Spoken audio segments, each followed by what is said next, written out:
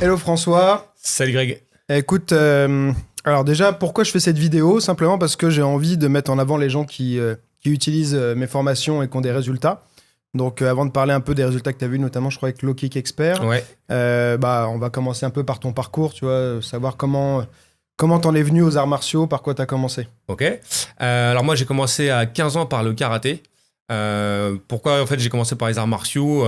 J'ai toujours été quelqu'un d'assez peureux et moi j'avais besoin de savoir me défendre, donc j'ai commencé par le karaté. J'en ai fait 12 ans. Je me suis vite aperçu lors de quelques embrouilles dans la rue que c'était pas forcément hyper suffisant. Ouais, Alors je me suis mis à la boxe, au free fight. Là effectivement ça devenait plus efficace, mais il me manquait une notion un peu de gestion des conflits, de gestion de l'émotion, du stress et tout ça. Et j'ai découvert donc l'académie des arts de combat, donc avec Eric Keke, la défense de rue. Ça m'a beaucoup plu. L'enseignement, c'était exactement ce que je voulais. Et donc, je suis instructeur de défense de rue depuis 15 ans maintenant. Et voilà mon parcours en gros. d'accord, ouais. Donc parcours, on va dire résumé assez rapidement. Quand tu disais Free Fight, c'est du pancras, c'est ça C'est que tu avais pancras, fait, ouais. ouais. J'ai fait pancras. Après, j'ai fait un peu de taille, mais rapidement. J'ai fait 50 pancras. Ouais, 12 ans de karaté Shotokan au début. ouais. Après, j'ai commencé, moi, à vouloir créer un peu mon propre système, justement. Mhm. Et pour ça, j'ai vu des vidéos, notamment la vidéo d'Eric. Ouais, Ça vient de réinventer la poudre. Donc, je suis allé le voir. Au bout de 3 ans, je suis passé prof, instructeur chez lui, d'accord, parce ouais. qu'il y avait toute une notion de gestion du conflit, de gestion de l'émotion, qui était hyper important pour la self-défense. Plus un côté self-défense vraiment pratico-pratique, où on s'entraîne en jean. Enfin, tout ce qui convenait vraiment à ce que je voulais, quoi. Et, Ouais. ça m'a permis d'avoir confiance. Et donc, aujourd'hui, c'est même devenu mon métier. Je suis formateur en gestion des conflits. Ouais, tu fais ça en parallèle, donc tu es instructeur donc à DAC, c'est Ouais, ça, hein? instructeur à DAC, À instructeur DAC. défense de rue à DAC. Et également, tu fais tes conférenciers aussi, ou tu fais surtout des interventions en Je fais entreprise, des toi? interventions d'entreprise, ouais. J'interviens auprès des CHU, le personnel de santé, pour leur apprendre à gérer le conflit des familles et des patients. Et également, surtout aussi pour les transports, tout ce qui est les chauffeurs de bus à la Courneuve, les D'accord. contrôleurs dans les transports, pour leur apprendre vraiment à savoir gérer le conflit. Et le cas échéant, comment y faire face, comment amener Ouais. au sol, ce genre de choses. Ok, donc là, il y a toute une phase d'abord de gestion du conflit, on va dire plutôt verbale. Oui, C'est exactement, désamorcer une situation tout à qui fait, passe pas par une confrontation physique. tout à fait. Et après, si ça fonctionne pas, avoir quand même quelques solutions. Des billes pour Ouais, pouvoir effectivement amener au sol tout en restant dans la légitime défense. Et puis dans ce côté où c'est un milieu professionnel, donc on va pas se mettre à taper comme on ferait dans la rue éventuellement si on avait besoin. Donc c'est vraiment la phrase qu'on utilise toujours c'est gérer les conflits et y faire face le cas échéant. Donc c'est une grosse partie sur comment désamorcer, comment dissuader également dans Hmm. l'agressivité. Donc savoir reconnaître les différents types d'agressivité, savoir en fonction d'utiliser les outils de désamorçage ou alors de dissuasion Ouais, comme la négo et autres. Et puis le cas échéant, si ça fonctionne pas, comment est-ce que je me protège efficacement? Comment je fuis avant tout, si je peux fuir? Et Hmm. puis si c'est pas possible, en tout cas si c'est mon métier de devoir faire face, comment je fais face efficacement avec toutes les conséquences juridiques que ça peut avoir, les conséquences mentales, les conséquences physiques. Ouais, Prendre tout ça en compte, quoi. Pas que le côté baston. ouais. Et du coup, dans la DAC, vous avez plusieurs systèmes en quelque sorte. Tu as la boxe de rue, c'est Alors ça? effectivement, en fait, on a la défense de rue qui regroupe la boxe de rue, 70% on va dire de la défense de rue, qui est en fait les coups frappés adaptés à la rue. D'accord. Ensuite, il y a les armes de rue, tout ce qui est les objets usuels qu'on peut utiliser, comme son sac, comme un stylo pour pouvoir se défendre. Et puis la lutte de rue, en fait, comment D'accord. se sortir du corps à corps.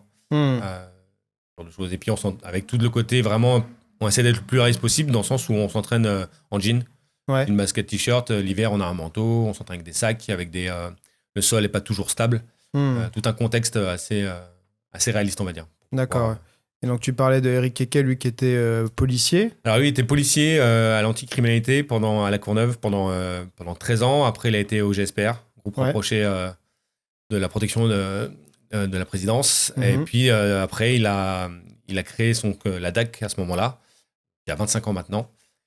Et lui aussi, aujourd'hui, c'est lui qui est le fondateur de ça, c'est lui qui fait vivre quand même la chose. Il a su s'entourer de pas mal de personnes comme Robert Paturel, Ouais. effectivement, et puis d'autres.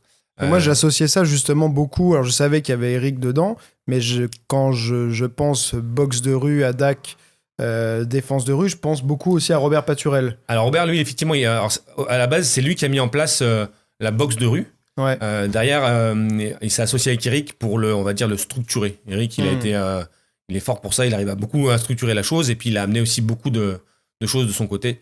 Donc Robert Paturel fait partie quand même de la DAC. Et à côté, Eric a développé plein d'autres choses, comme justement l'arme de rue, la lutte de rue, et également l'Amazon Training, qui est un système de self-défense spécifique pour les femmes, donc avec on va dire une pédagogie, c'est enseigné par des femmes pour des femmes. D'accord. Une pédagogie un peu spécifique. Et puis, très vite, il a mis en place aussi des stages CATS, des stages de mise en situation. Le CATS, c'est concept d'adaptation tactique en situation. Okay. Où, en gros, on forme en une journée les gens, monsieur tout le monde, à leur apprendre à reconnaître les différents types d'agressivité, comment y faire face. Et puis après, l'après-midi, tout un parcours où on peut avoir à faire face à un alcoolique, comme à une personne qui tombe au sol, comme quelqu'un qui veut vous détrousser au couteau, ce genre de choses. Et comment est-ce qu'on réagit sous stress, en fait. D'accord. Ok, ouais. Pas un vrai parcours de stress, mais quand même une mise en situation, quoi. Qui s'en rapproche, en fait, pour essayer d'avoir un vécu qui sera forcément différent de la réalité, parce qu'on ne pourra jamais y être à 100%, mais voilà, ça en rapproche quand même pas mal, parce qu'il faut réagir sous émotion, il faut s'adapter dans le moment, et ça permet quand même un véritable acquis. Moi, je me souviens, avant d'aller à la DAC, j'ai commencé par un stage CATS, ça fait quand même, moi, ça fait 15 ans que j'enseigne, et je me souviens encore comment j'étais habillé, avec qui j'étais, tellement que quand même, c'est tellement, je trouve, bien fait qu'on est imprégné de la chose, et on se souvient encore bien après de ce qui s'est passé, et donc je pense que ça crée des schémas mentaux. Et qu'est-ce qu'il en était ressorti pour toi, du coup, de cette mise en situation sous stress Alors déjà, j'étais étonné. Moi, je suis peureux de base, je le suis encore aujourd'hui, mais déjà, j'avais des automatismes qui n'étaient pas si pourris que ça. Derrière, par contre, ce qui avait manqué, c'était un peu de discernement et de vision un peu périphérique, qu'on enseigne justement beaucoup à la DAC, voir ce qui se passe autour, prendre des informations importantes et qui nous permet justement de rester dans le réfléchi, non pas dans l'émotion. Et ça m'avait manqué beaucoup. J'étais beaucoup trop dans l'action, beaucoup trop dans qu'est-ce qu'il faut faire, mais pas dans où sont les portes de sortie, est-ce qu'il y a un +1, est-ce qu'il est armé ou pas, ces choses-là. Donc vraiment la prise d'information objective.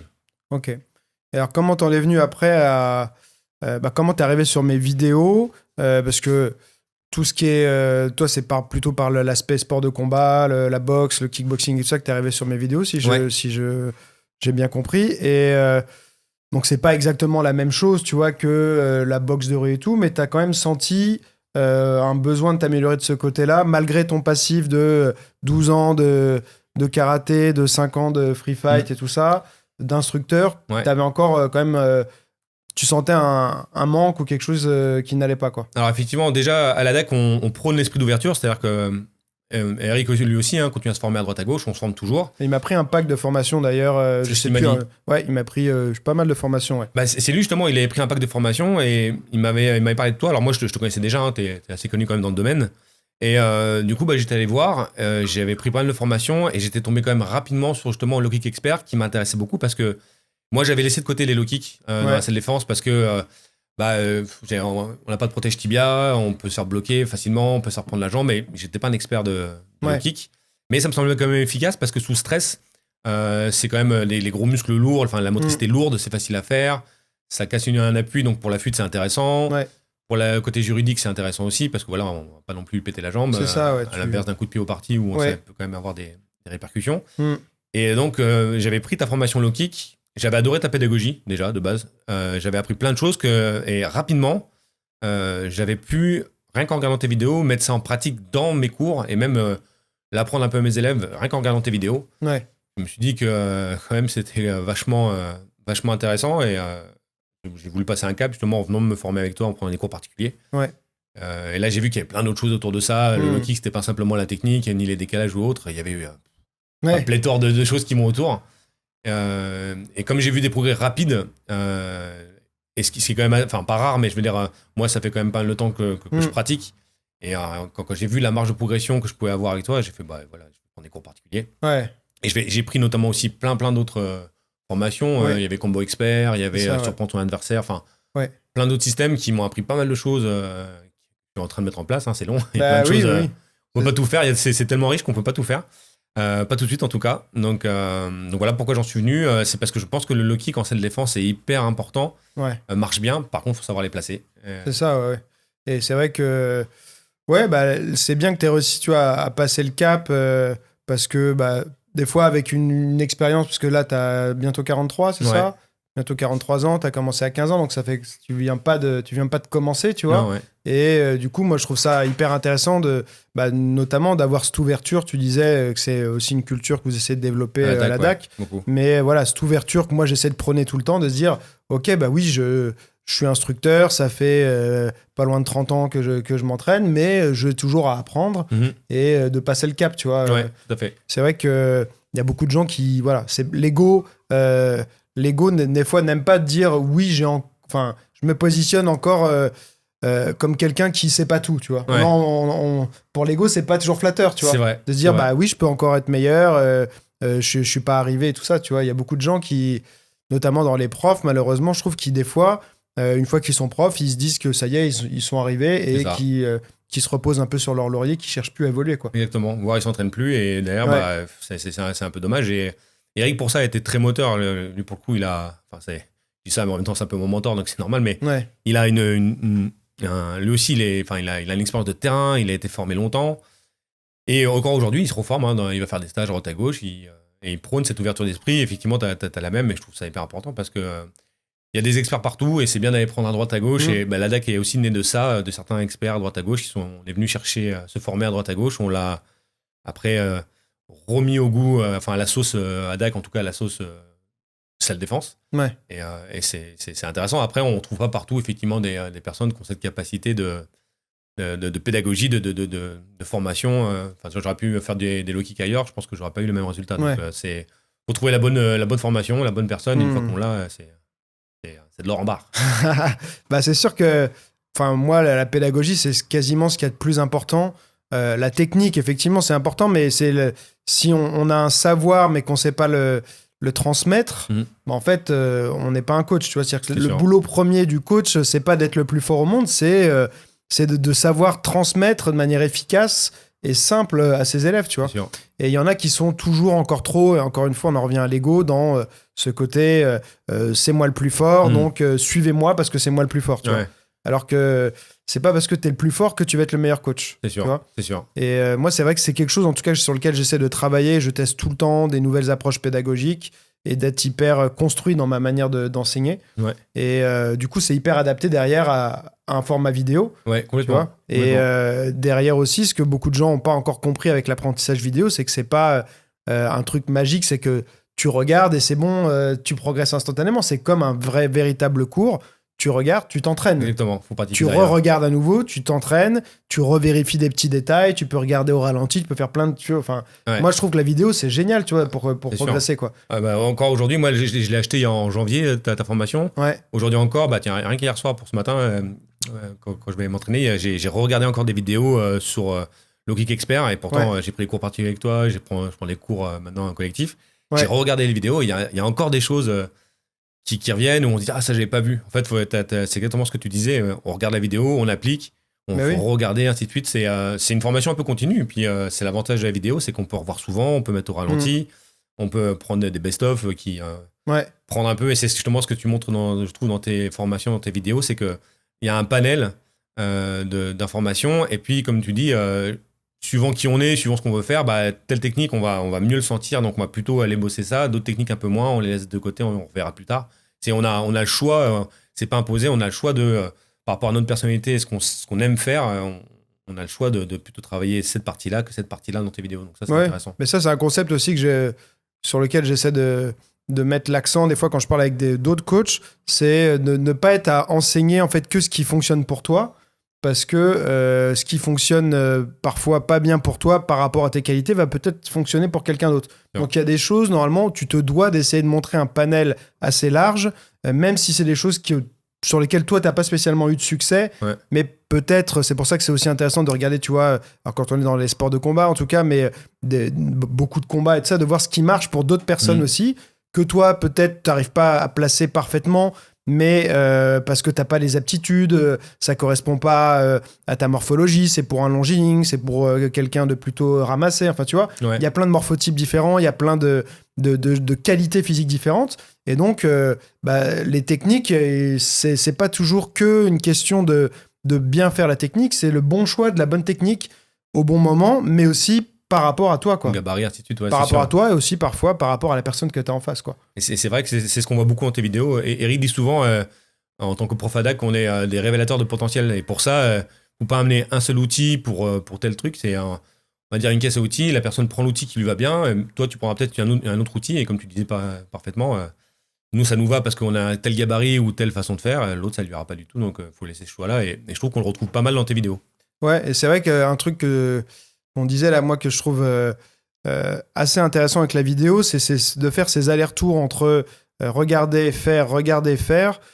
Parce qu'il y a des fois, en fait, tu regardes, mais tu sais pas toujours où regarder. C'est-à-dire que ça peut paraître bête, mais moi, je me rappelle, j'ai déjà raconté cette histoire, mais avec mon coach de lutte, Yuri, des fois, on travaille sur des vidéos. Alors, c'est souvent lui qui me fait travailler ses techniques, mais de temps en temps, soit moi, j'arrive avec une vidéo que j'ai vu, un truc sympa, et je lui montre, ou lui, il a vu un truc sympa, et du coup, on se met sur la vidéo et on regarde. Et je sais que on a souvent besoin de faire pas mal d'allers-retours, parce que tu regardes le mouvement, tu fais « Ok, c'est bon, je crois que j'ai compris le mouvement », tu le fais, et là, il y a un moment, une transition, une position, un truc où tu dis « Attends, mais là, j'arrive...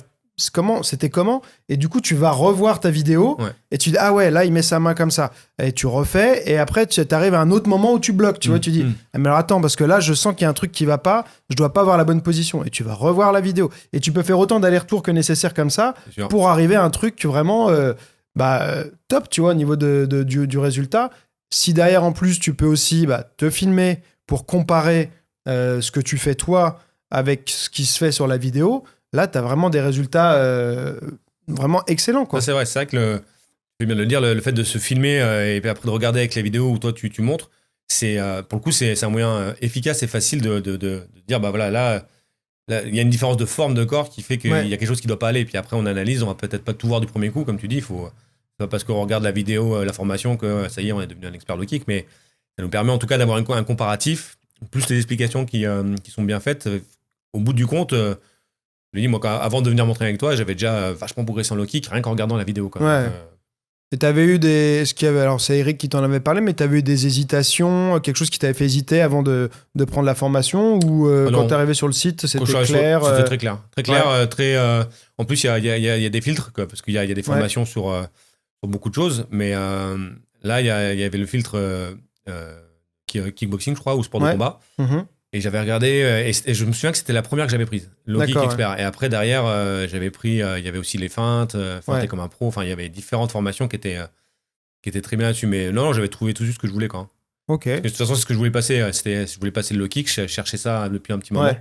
Et j'avais vu aussi sur YouTube, ce qui m'avait aussi décidé de prendre ta formation spécifique Low Kick Expert, c'est que j'avais vu sur YouTube, c'était pile poil le moment, je crois, où tu avais fait 2-3 vidéos d'affilée sur le low kick. Ouais. Et j'avais dit, ça me plaît bien. Des fois, on sent, soit on a une affinité pour une technique, soit on sent que c'est justement une technique sur laquelle on pêche. Ou c'est pour ça que j'ai essayé de faire aussi souvent des formations un peu thématiques, tu vois, parce que des fois, on a besoin d'un problème plutôt spécifique à résoudre, et c'est ça qui va d'un seul coup te débloquer plein de choses, tu vois. Parce que tu parlais de feinter, on peut avoir des bons enchaînements et tout ça, mais si on sait pas feinter, le taux de réussite de ces enchaînements, il va être beaucoup plus bas, parce que y a pas de feinte, et donc l'autre il te voit arriver même si tes enchaînements ils sont bons, quoi.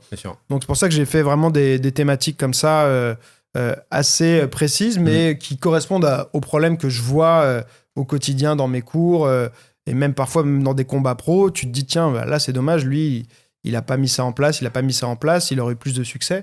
Et donc voilà, moi je me nourris constamment, tu vois, des cours que je donne, des vidéos, des combats que je regarde, et c'est comme ça, les questions qu'on me pose dans les commentaires, les emails et tout, tu vois, c'est pas infini, mais j'ai une source en tout cas d'inspiration constante, quoi. Et justement, du coup, tu as des vidéos, je trouve, qui peuvent aller de pair. C'est-à-dire que moi, j'avais les low kicks où je pêchais un peu, puis j'avais les déplacements. Tu as une formation aussi de déplacement ou contrer.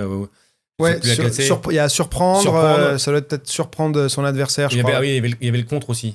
Ouais. On se rapprochait, je sais plus. Enfin, casser la distance. Casser la distance, voilà, exactement. Casser la distance. Les deux allaient bien. Moi, j'avais pris plusieurs, mais ces deux-là, pour moi, en tout cas, par rapport à ce qui me manquait, le déplacement où j'avais des appuis qui n'étaient pas terribles, les deux allaient très bien de pair, quoi. Donc les deux m'ont aidé à passer un cap. Si tu sais feinter, si tu sais casser la distance, déjà, tu maîtrises deux aspects très importants du combat. C'est sûr.